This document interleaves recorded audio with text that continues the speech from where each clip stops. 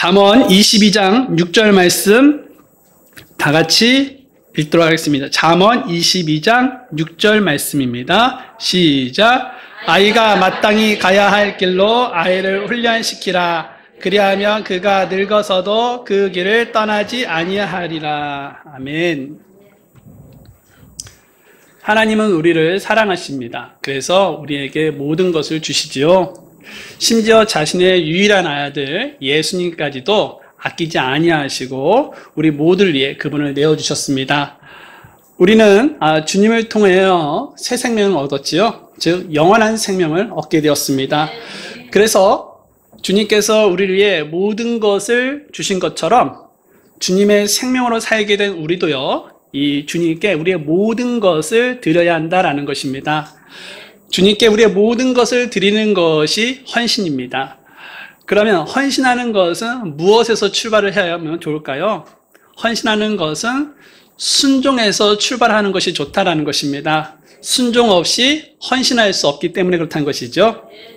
오늘 본문을 보면요, 아이가 마땅히 가야 할 길로 아이를 훈련시키라 라고 명령하셨습니다. 그래서 오늘은 어린이날이기도 해서요, 우리가 이 말씀에 순종할 수 있기를 바랍니다. 그런 의미에서 아이가 마땅히 가야 할 길로 아이를 훈련시키라 라는 그런 제목으로 말씀을 나누려고 합니다. 여러분, 그 자식들은요, 하나님께서 주신 최고의 선물입니다. 또한 하나님께서 주신 유산입니다. 시편 127편 3절 말씀을 잠깐 펴볼까요? 시편 127편 3절입니다.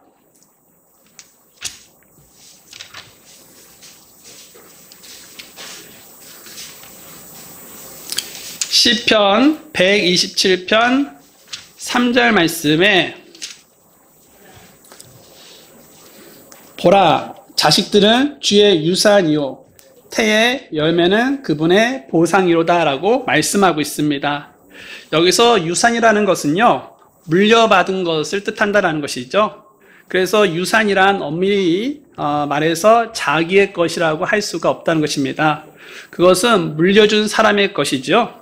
그래서 주의 유산이라는 것은 원래 소유주가 누구라는 것입니까? 하나님이라는 것입니다. 즉 자식들은 부모의 것이 아니라 하나님의 것이라는 의미이죠. 그런데 하나님께서 부모에게 자식들을 맡겨주셨다는 것입니다. 하나님은 우리에게 하나님의 것을 많이 맡기셨습니다. 물질을 맡기셨고, 사람을 맡기셨고, 시간을 맡기셨고.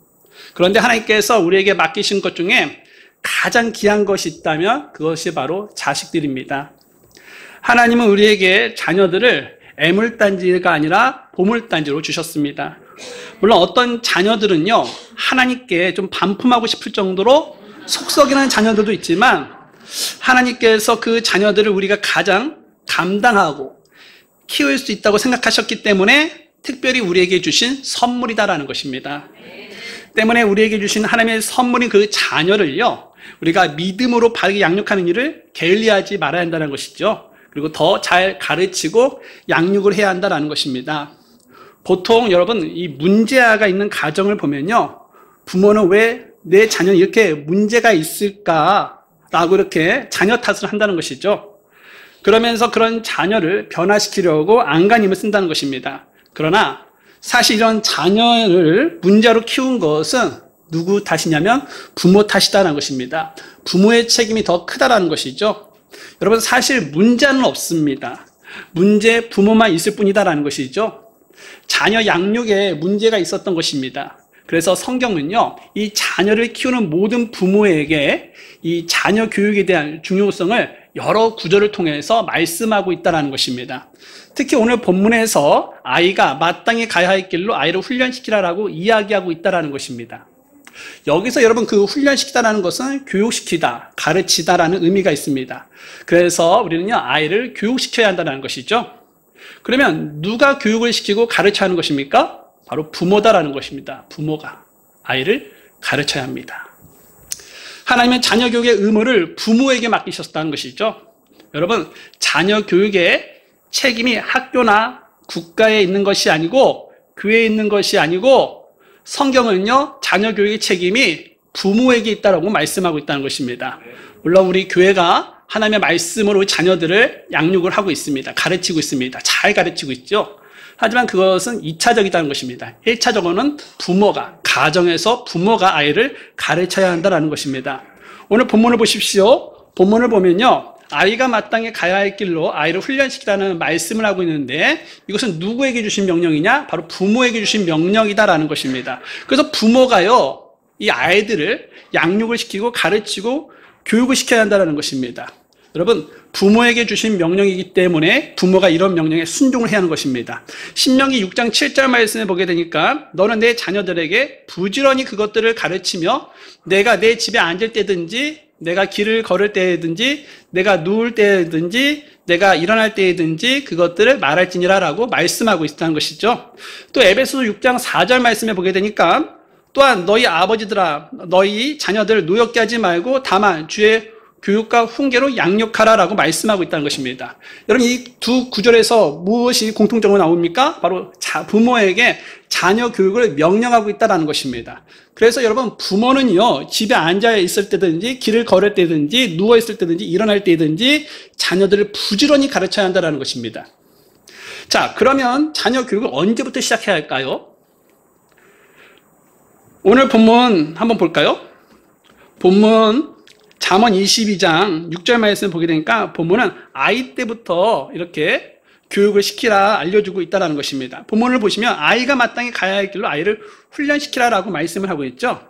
여기서 아이는요, 어떤 아이일까요? 태어난 지 몇 개월 되지 않은 그런 젖먹이 아이를 가르친다는 것입니다. 자녀 교육은요, 품에 안고 젖을 먹일 때부터 시작하는 것이다라는 것이죠. 왜냐하면 이 3살 버릇 8까지 가기 때문에 그렇다는 것입니다. 즉, 어렸을 때 배운 것들이요, 평생 가기 때문에 우리는요, 이 젖먹이 때부터 아이들을 하나님의 말씀으로 잘 가르쳐야 한다는 것이죠. 그래서 여러분, 본문을 보십시오. 아이가 마땅히 가야 할 길로 아이를 훈련시키라. 그러면 어떻게 된다라고 말씀을 하고 있습니까? 네, 그렇죠. 그가 늙어서도 그 길을 떠나지 아니하리라 라고 말씀하고 있다는 것이죠. 여러분, 늙으면 떠나는 것이 많이 있죠. 명예도 떠나고 학식도 떠난다는 것입니다. 지위도 늙으면 다 떠나게 되어 있죠.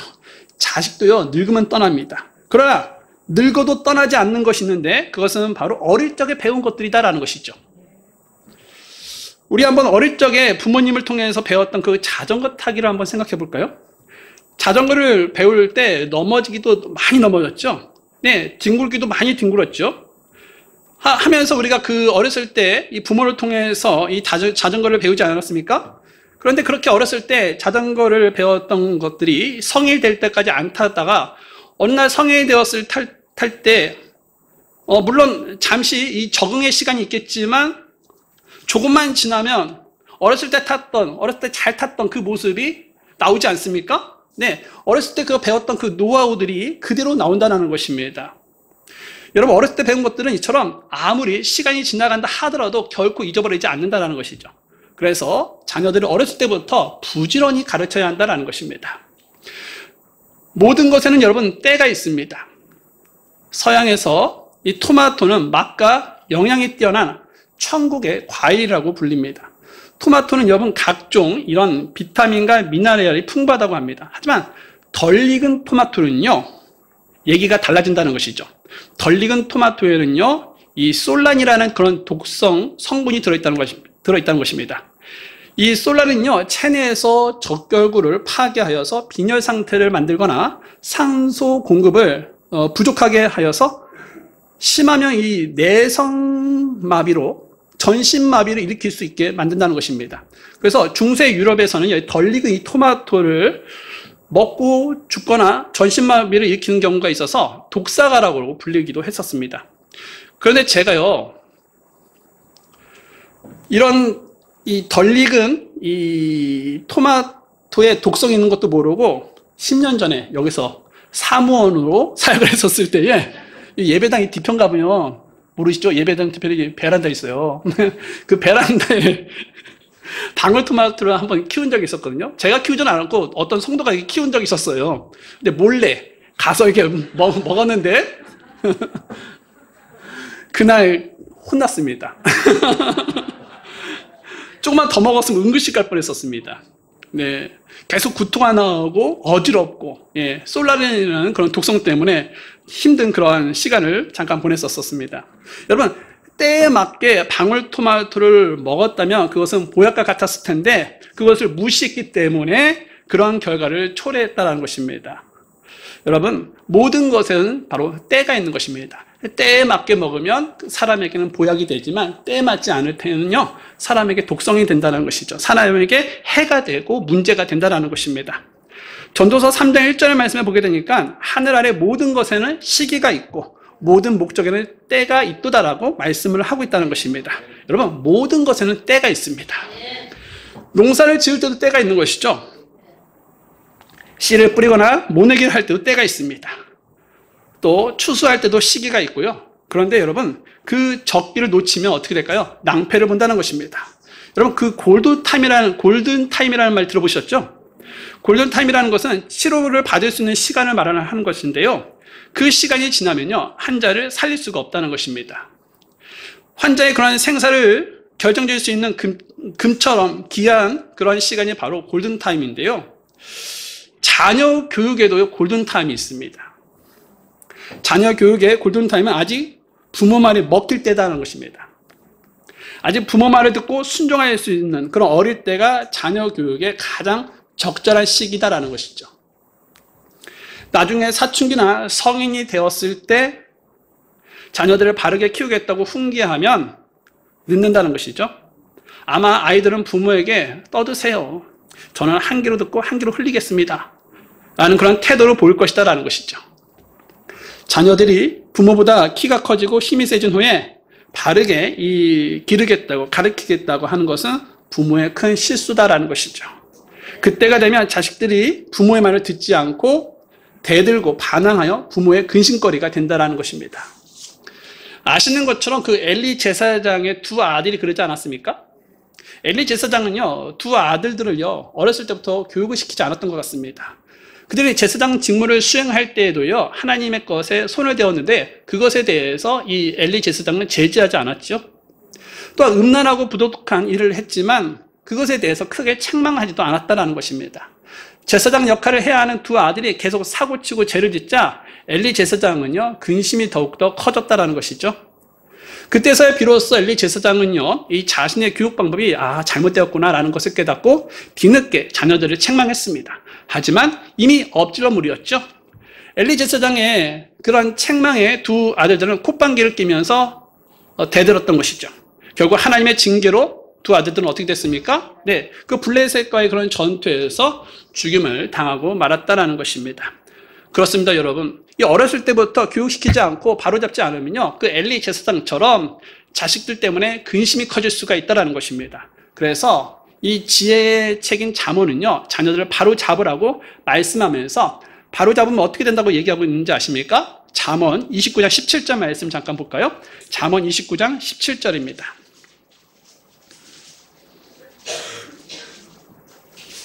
잠언 29장 17절 말씀에 이런 말씀이 적혀 있습니다.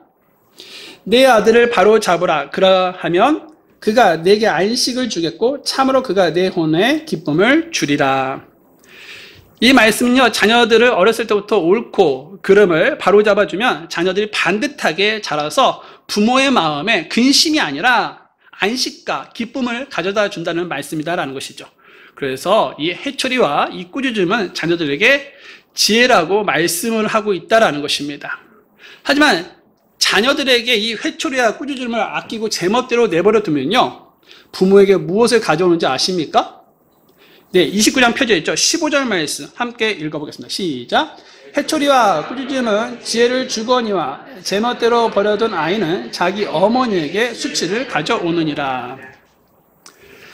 자녀들이 하고 싶은 대로 제멋대로 내버려 두면 나중에 이 부모에게 수치를 가져다 준다는 것입니다. 그렇게 되면 자녀가 하나님께서 주신 그런 아름다운 선물이 아니라 오히려 그때는요, 부모 마음에 큰 근심거리가 되는 골칫덩어리가 된다는 것입니다. 그러므로 여러분, 부모는요, 반드시 이 자녀에게 교육을 시켜야 한다는 것이죠. 그것이 부모의 사명이다라는 것입니다. 자녀들을 가르치지 않으면 자녀를 망하게 하는 지름길인 것을 우리는 명심해야 한다는 것이죠. 그래서 여러분, 이 디모데의 어머니 유니게는요, 이것을 깨닫고 디모데를요, 어렸을 때부터 신앙인으로 철저히 가르치고 양육했다라는 것입니다. 그 결과 디모데는요, 이 사도행전 16장의 말씀을 보게 되니까 주위의 사람들에게 믿음으로 좋은 평판을 듣는 그런 청년이 되어 있었다는 것이죠. 그리고 디모데후서 1장 말씀 보게 되니까 디모데는요, 순수한 양심과 거짓 없는 믿음을 가져 올바른 신앙으로 성장되어 있었다는 것을 말씀하고 있다는 것입니다. 그리고 한때는 이 바울의 사역을 돕는 사역자로 디모데가 사용이 되었고요. 그리고 여러 교회에 보내져서 담임 목사로 하나님께 귀하게 쓰임을 받았다는 것입니다. 그러므로 여러분, 이 유니게가 아들을 어렸을 때부터 이 신앙인으로 철저히 교육하여 훌륭한 신앙인으로 양육했던 것처럼 우리도 부모의 사명을 잘 감당해서요, 우리 자녀들을 어렸을 때부터 양육하여 그 자녀들도요, 훗날 사람들에게 인정받고 사랑받고 또 하나님께 기쁨을 드리는 그런 훌륭한 신앙인으로 성장하게 만들어야 한다는 것입니다. 자, 그런데 여기서 우리는 질문이 하나 생긴다는 것이죠.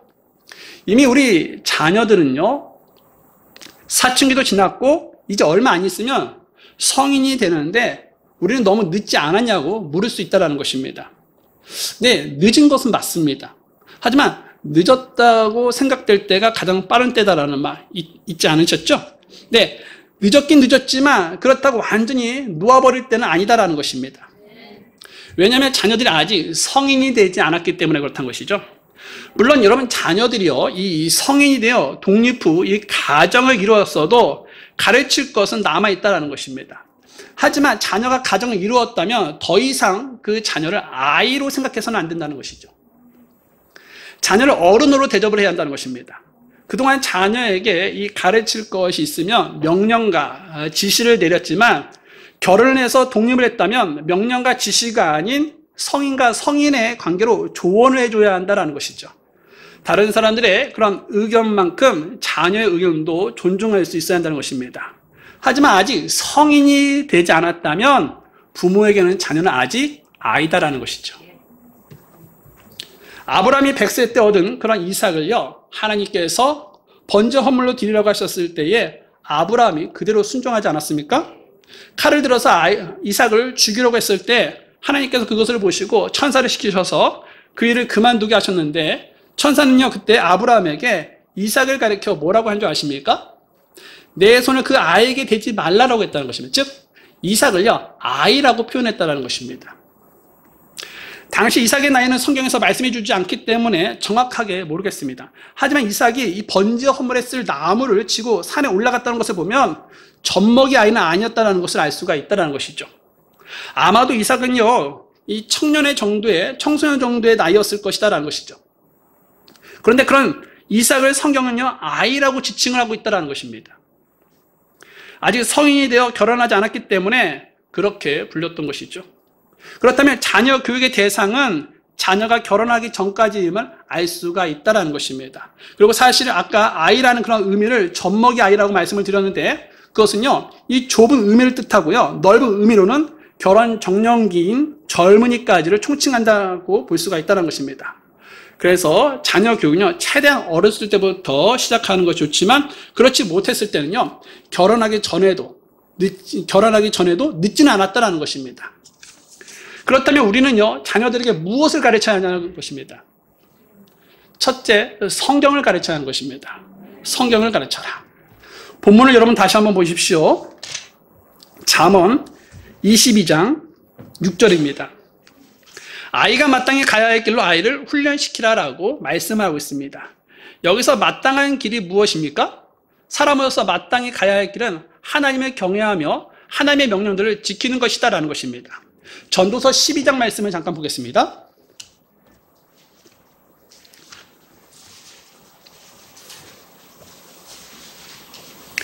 전도서 12장 13절입니다.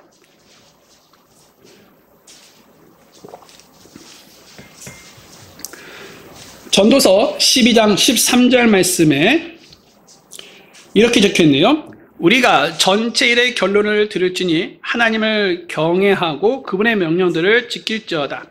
이것이 사람의 온전한 의무이기 때문이라. 여기 보니까 사람의 온전한 의무는 사람에게 여기서 보니까 사람의 온전한 의무가 있죠? 네, 이것은요, 사람에게서 마땅히 가야 할 길을 뜻하고 있다는 것입니다. 따라서 부모는요, 자녀들이 하나님을 경외하며 하나님의 명령들을 지키도록 가르쳐야 한다는 것이죠. 한마디로 성경을 가르쳐야 한다는 것입니다. 여러분, 성경은요, 세상이 어떻게 만들어졌는지, 또 우리가 어떻게 창조가 되었는지, 또 우리가 누구를 위해 만들어졌는지, 이런 것이 써져 있다는 것이죠. 또 성경은요, 하나님께서 우리를 얼마나 사랑하고 계시는지, 또 하나님께서 왜 친히 사람이 되셨는지, 또 예수님께서 왜 십자가를 지셨는지, 또 어떻게 하면 죄를 용서받을 수 있는지를 말씀하고 있다는 것입니다. 또 성경은요, 우리가 어떻게 하면 형통한 삶을 살 수 있는지, 또 하나님의 선물인 자녀들을 어떻게 양육을 해야 하는지, 또 건강한 가정을 어떻게 만들 수 있는지, 또 이웃과의 그런 관계를 어떻게 맺어야 하는지에 대해서 가르쳐주고 있다는 것입니다. 그래서 자녀들에게 이 성경을 가르쳐줘야 한다는 것이죠. 또 성경은 우리가 어떻게 구원을 받는지 기록을 하고 있는데요. 다 같이 여러분, 이 디모데후서 3장 15절 말씀을 보도록 하겠습니다.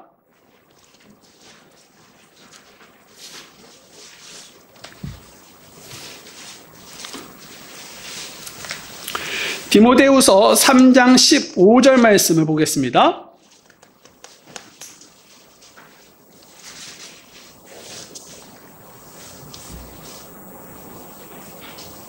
디모데후서 3장 15절 말씀 다 같이 읽겠습니다. 시작. 또 어린아이 때부터 내가 거룩한 성경 기록들을 알았나니 그것들은 능히 너를 지혜롭게 하여 그리스도 예수님 안에 있는 믿음을 통해 구원에 이르게 하느니라. 성경은 우리가 믿음을 통해 구원에 이르게 하는 지혜를 제공해 준다라는 말씀을 하고 있지요. 우리나라 부모들이 놓치고 있는 것이 하나가 있습니다. 조교 교육이 좋으니까 어릴 때부터 영어를 가르치고 피아노를 가르치고 컴퓨터를 가르치고 수학 등 이런 좋은 것을 다 가르친다는 것입니다. 그런데 문제는요, 정작 이 부모가 어렸을 때부터 가르쳐야 할 그런 성경을 가르치고 있지 않다는 것입니다. 인생은 잠시 있다가 곧 사라질 수증기와 같죠. 이 짧은 인생에서 자녀들이 남들에게 뒤처지지 않도록 성경보다 먼저 세상 교육을 가르치면요, 세상에서는 남들보다 더 편하고 좀 더 넉넉하게 살지는 모르겠지만 영원한 삶 속에서는요, 그렇지는 않다는 것입니다. 그것은 영원한 미래를 준비하지 않는 행위다는 것입니다. 때문에 자녀를 위한 것이 아니라 자녀를 미워하는 행동이다라는 것이죠. 영어와 수학을 배운다고 절대 여러분 믿음이 생기지 않습니다. 또 구원을 받지 않는다는 것이죠. 구원에 이르는 지혜와 믿음을 심어주는 것은 오직 무엇밖에 없습니까? 성경밖에 없다라는 것입니다. 그러므로 여러분, 이 자녀들을요, 진정으로 사랑하고 이 자녀들의 영원한 미래를 생각하고 걱정한다면 무엇보다 성경을 가르쳐야 한다라는 것입니다. 둘째로 우리는 자녀들에게 무엇을 가르쳐야 하냐? 바로 기도를 가르쳐야 한다는 것입니다. 그럼 왜 기도를 가르쳐야 할까요? 어려서부터 기도를 가르치면 자녀들이요, 이 성장해서도 스스로 기도할 수 있기 때문에 그렇다는 것입니다. 또 왜 기도를 가르쳐야 하냐? 기도는 하나님께서 우리에게 주신 문제 해결의 열쇠이기 때문에 그렇다는 것이죠. 우리가 살아가는 삶 속에서는요, 얼마나 많은 그런 문제를 만나게 됩니까? 문제를 만났을 때 기도보다 더 좋은 해결 방법이 있습니까? 없다라는 것이죠. 그래서 자녀들에게 꼭 무엇을 가르쳐야 합니까? 기도를 가르쳐야 한다는 것입니다. 또 왜 기도를 가르쳐야 합니까? 기도하는 자녀는 결코 망하지 않기 때문에 그렇다는 것입니다. 기도할 줄 아는 자녀는요, 하나님을 찾고 의지할 줄 아는 사람이 되는 것이죠. 이러한 사람은 어떤 상황 속에서도 희망을 포기하지 않습니다. 결국에는 그런 고난과 역경이 있을지라도 이기는 자가 될 수가 있다는 것이죠. 또 왜 기도를 가르쳐야 할까요? 마귀가 존재하고 있기 때문에 그렇다는 것입니다. 마귀는 쉬지 않고 울부짖는 사자처럼 산길자를 찾아 두루 다니고 있다는 것이죠. 그러나 기도하는 사람은요, 이 마귀의 시험에 빠지지 않는다는 것이죠. 그래서 예수님은요, 이 마가복음 14장 38절에서 너희가 시험에 들지 않도록 너희는 깨어서 기도하라. 영은 참으로 준비되어 있으나 육신이 약하도다 하시니라라고 말씀하고 있다는 것입니다. 여러분, 시간이 갈수록 주님 오실 날이 가까이 오고 있습니다. 마지막 시대를 살아가야 하는 자녀들에게 기도만큼 중요한 것이 없다라는 것이죠. 그래서 자녀를 위해 기도하고 자녀에게 기도의 유산을 물려주어야 한다는 것입니다. 한나는요, 자녀를 위해 기도하고 자녀에게 기도의 유산을 물려준 그런 대표적인 사람이죠. 그래서 한나의 아들 사무엘은요, 기도를 쉬는 것을 죄라고 말할 정도로 기도의 사람이 되었다라는 것입니다. 자녀들에게 재산을 물려주고 세상 공부를 가르치는 것보다 기도하는 신앙을 물려주고 기도를 가르치는 것이 최고의 유산이며 최고의 가르침이다라는 것입니다. 그러므로 반드시 이 자녀들에게 기도하는 신앙을 전수할 수 있기를 주의 이름으로 바랍니다. 셋째로요, 부모는요, 자녀들에게 무엇을 가르쳐야 하냐라는 것입니다. 경배의 중요성을 가르쳐야 한다는 것이죠. 인간 생활에서는요, 반드시 우선순위가 있다는 것입니다. 먼저 할 일이 있고 나중에 할 일이 있죠.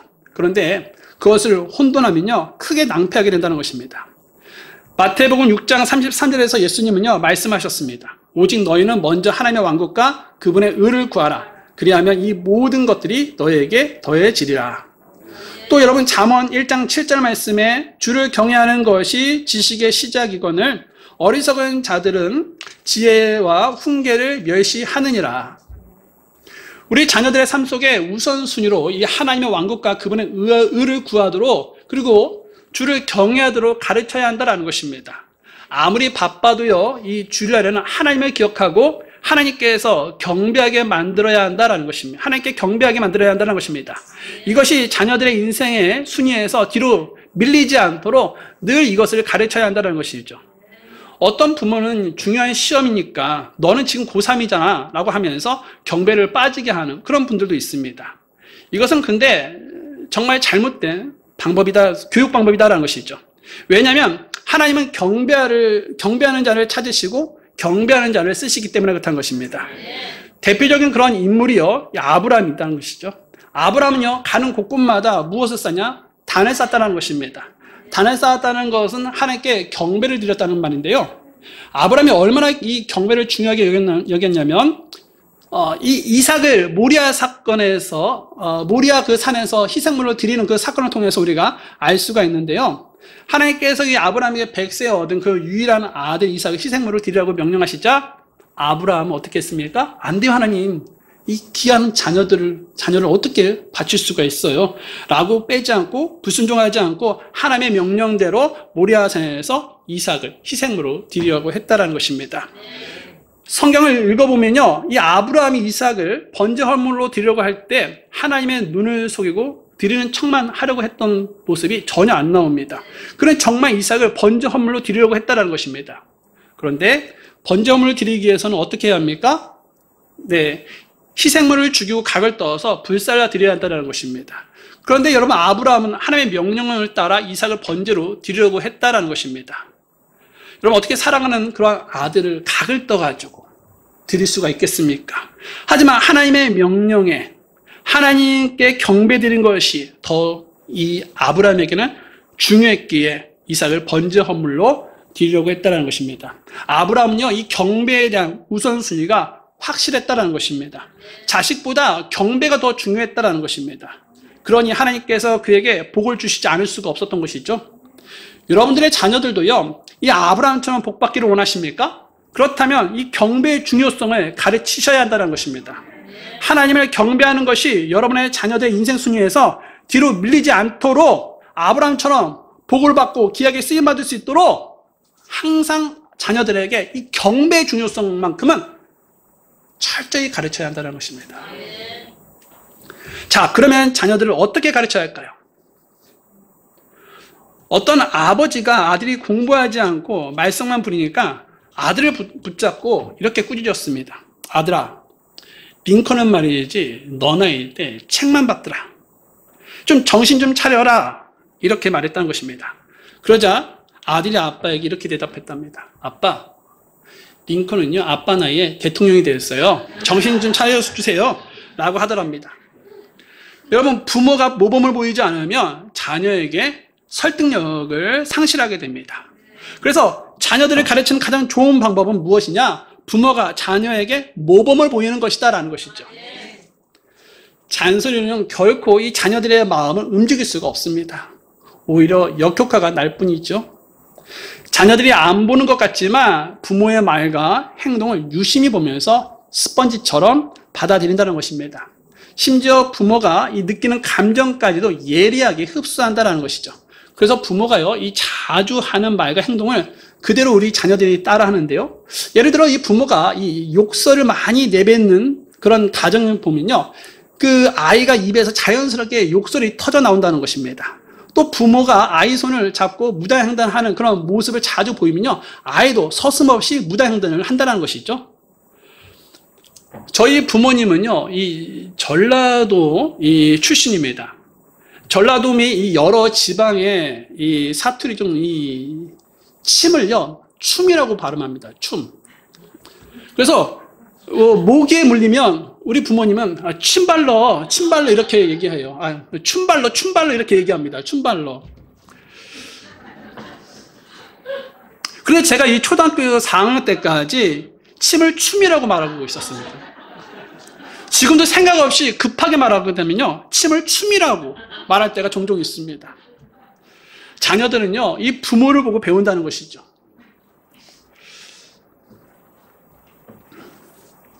어제 그 아내가 영상을 한번 보여준 게 있었는데요.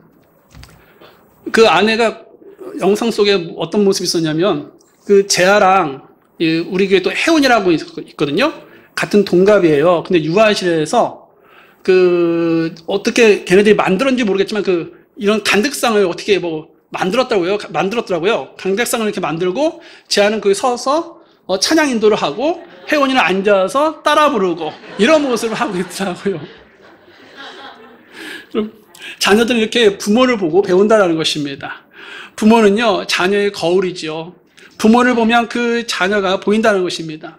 부모가 성경을 가까이 하지 않으면서 자녀에게 성경 좀 읽어라 라고 말하면 결코 자녀들은 성경을 읽지 않는다는 것입니다. 부모가 늘 성경을 읽고 순종하는 모습을 보이게 되면 자녀는 똑같이 순종하고 성경을 읽게 된다는 것이죠. 그래서 자녀가 이 기도의 사람이 되기를 원하신다면 먼저 이 부모가요, 기도하는 모습을 자녀들에게 보여줘야 한다는 것입니다. 먼저 우리가 믿음으로 살지 않고 말씀을 따르지 않고 세상 방법을 따라 살면서 자녀에게 너 좀 믿음으로 좀 살아라 라고 말하는 것은 소용이 없다는 것입니다. 부모가 먼저 모범을 보이면 자녀들은 늙어서도 그것을 떠나지 않게 될 것이다라는 것이죠. 저는 이것만큼은 여러분보다 뒤처지지 않을 자신이 있는데요. 저는 이것은 진짜 자신 있습니다. 제가 여러분보다 글씨를 잘 못 씁니다. 저는 악필입니다. 네, 저보다 악필이신 분은 없을 것인데요. 그래서 펜글씨를 배운 적이 있었습니다. 펜글씨를 배울 때 글씨본이라는 그런 노트에 점선을 따라서 글씨 쓰는 연습을 하게 되는데요. 그러면 글씨가 바르고 예쁘게 써진다는 것입니다. 이것이 가르쳐 본이라고 말을 하는 것인데요. 여러분, 부모가 간 길을 따라 자녀들은 그 본을 그대로 따라간다는 것입니다. 그렇다면 우리는요, 이 자녀들에게 어떠한 본을 보이고 있으십니까? 성경적인 그런 본을 보이고 있으십니까? 아니면 세상적인 본을 보이고 있으십니까? 여기 앉아있는 모든 부모님들, 그리고 앞으로 부모가 될 우리 어린이와 청년들이 지금부터라도 이 성경적인 본을 따라 걸을 수 있기를 바랍니다. 그래야 여러분의 자녀와 또 자녀가 될 미래의 아이들에게 참된 신앙을 전수할 수 있으며 계승해 줄 수가 있을 것입니다. 마지막으로 한 가정의 가장의 역할을 맡고 있는 이 형제님들에게 드리고 싶은 말씀이 있습니다. 보통 아버지들은요, 이 자녀들의 교육은 엄마의 책임이고 자신은 교육비만 벌면 된다라고 생각을 하곤 합니다. 학원을 정하고 과외 선생님과 태권도장 가는 것도 다 엄마의 몫이라고 생각을 한다는 것이죠. 그래서 아이가 성적이 떨어지면 남편들은 아이를 어떻게 교육시켰길래 성적이 떨어져? 라고 하면서 아내에게 윽박지르죠. 그러나 성경적으로 볼 때 이것은 매우 잘못된 모습이다라는 것입니다. 가정에서 최고의 권위는 누구입니까? 아버지다라는 것이죠. 자녀 교육을 비롯한 모든 최종적인 책임은 누구에게 있는 것입니까? 아버지에게 있는 것이다라는 것입니다. 그래서 유대인들은요, 아버지는 하나님의 대리자요, 가정의 제사장요, 율법의 선생이다라고 생각을 한다는 것입니다. 사실 바쁘게 살아가는 이 시대에 현실적으로 이 아버지들이요, 자녀들과 함께 있는 시간을 만든다는 것은 쉽지 않습니다. 일일이 자녀의 이런 공부와 말과 행동 그리고 신앙을 체크하는 것은 어렵고 무리일 수도 있습니다. 하지만 아무리 바쁘다고 해도요, 이것은 우선순위의 문제이지 실제로 시간이 없어서가 아니다라는 것입니다. 정말 여러분 아버지들이요, 자녀 교육을 직장의 일과 같이요, 자신의 가장 중요한 과업이라고 생각한다면 어떻게든 이 자녀를요, 가르치고 또 함께 시간을 보내고 또 마음을 나누는 시간을 만들 수 있을 것이다라는 것입니다. 그러므로 여러분, 자녀 교육은요, 아내의 몫이라는 착각을 버리고 자녀들이 하나님께서 기뻐하시는 모습, 하나님께서 원하시는 목표를 향하여 성장하도록 도와주는 그 사명을 아버지들이 잘 감당할 수 있기를 주의 이름으로 바랍니다. 오늘 어린이날이기도 한데 우리가 하나님 말씀으로 아이가 마땅히 가야 할 길로 아이를 훈련시키라, 이런 주님의 명령을 듣게 되었습니다. 여기 부모님들이 많이 계신데 여러분들은 어떻습니까? 오늘 말씀을 들으면서 내가 정말 자녀들을 바르게 훈련시키고 있는가? 마땅히 가야 할 길로 훈련시키고 있는가? 하나님 아버지, 저는 아이의 인권을 생각해서 너무 그냥 내어놓고 방치하고 이렇게 했는데 이제부터라도 제가 기도하면서 하나님 말씀으로 자녀들을 가르치고 또 기도하는 것도 본을 보이면서 가르치고 또 이런 경배의 중요성도 알려주면서 아이들을 건전하게 이끄는 부모가 되기를 원합니다. 여러분, 이런 분들이 있다면 부모로서 이 시간 주님 앞에 나아가시면 좋겠습니다. 그리고 또 여러분 가운데 이제 내 자녀들에게 이런저런 어려움이 있고 문제가 있습니다. 정말 내 자녀를 지금부터라도 이렇게 하나님 편에서 살아갈 수 있도록 돕기를 원하는데 방법이 정말 보이지 않습니다. 하나님 저를 도와주셔서 내 자녀들을 옳게 인도할 수 있게 도와주십시오. 여러분 가운데 자녀들을 위해서 또 기도하실 분이 계시다면 이 시간 또 주님 앞에 나아가실 수 있습니다. 여러분이 또 내가 많은 본을 보이지 못했습니다. 주님, 부모로서 본을 보이기를 원합니다. 자녀가 이렇게 주님 앞에서 옳게 살아가도록 먼저 내가 본을 보이는 그런 부모가 되기를 원합니다. 형제님들은 어떻습니까? 저는 정말 아내에게 모든 걸 넘기고 알아서 해주기를 바랬는데 제가 가장으로서 권위를 가지고 자녀들을 이끄는 그런 아버지가 되기를 원합니다. 이런 분들이 있다면 이 시간 주님 앞에 나아가십시오.